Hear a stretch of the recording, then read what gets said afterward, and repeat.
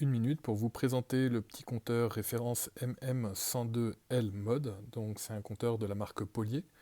Ce compteur est monophasé, il permet de mesurer des courants allant jusqu'à 100 ampères. Il est certifié MID pour la facturation d'électricité et également capable de communiquer en Modbus RS485.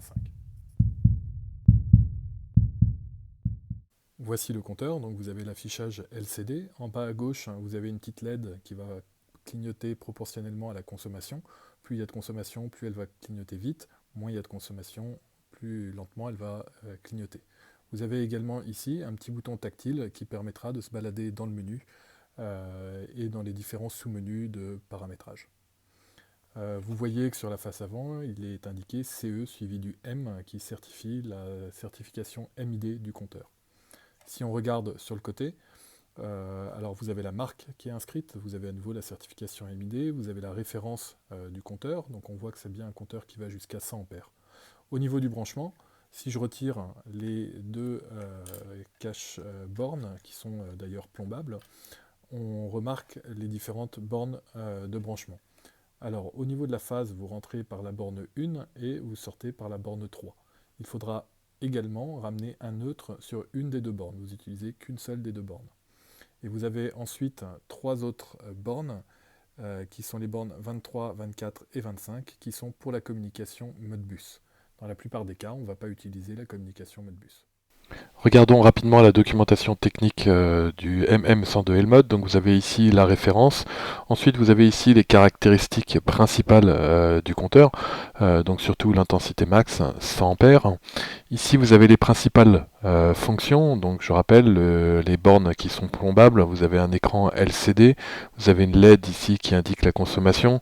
Vous avez une communication RS485 Modbus qu'on peut utiliser en certains cas. Vous avez l'entrée de phase en haut, la sortie de phase en bas, vous ramenez le neutre sur une des deux petites bornes de neutre, et vous avez ici un bouton tactile qui permet de se balader dans le menu. On vous indique ici le schéma de branchement, donc on voit à nouveau l'arrivée de la phase dans la borne 1, la sortie de la phase au niveau de la borne 3, et comme je vous l'indiquais, là vous avez le neutre et on ramène un neutre sur une des deux bornes. Vous avez après ici les trois bornes pour la communication Modbus. On vous indique ici les dimensions du compteur électrique. Ce qu'il faut surtout retenir, c'est que c'est un compteur qui fait un module de large. Pour tout ce qui concerne la communication Modbus, il faut se référer à la table Modbus qui est téléchargeable sur le site de Polier. Ici, on vous indique le menu, donc ça c'est le menu mesure, vous pouvez vous balader dedans à l'aide du bouton tactile, ça permet de visualiser toutes les différentes valeurs qui sont mesurées.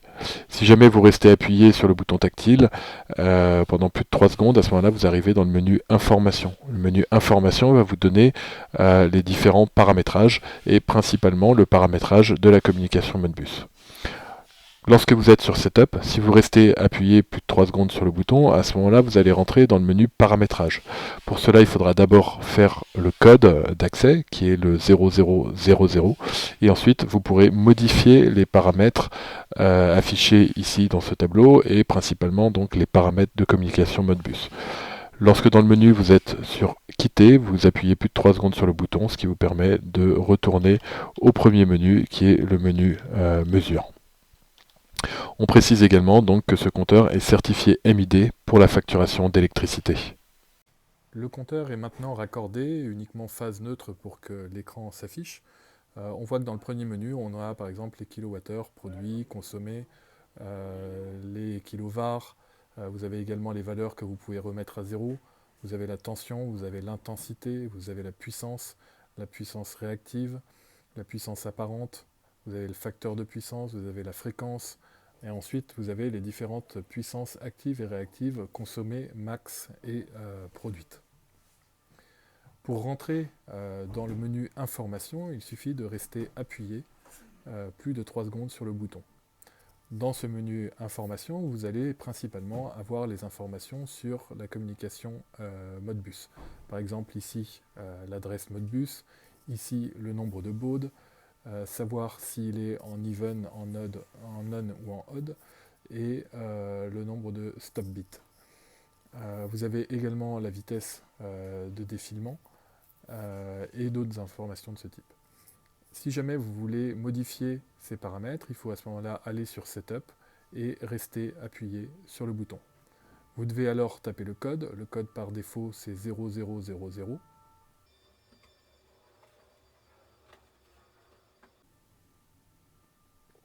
Voilà, on est maintenant dans le menu paramétrage.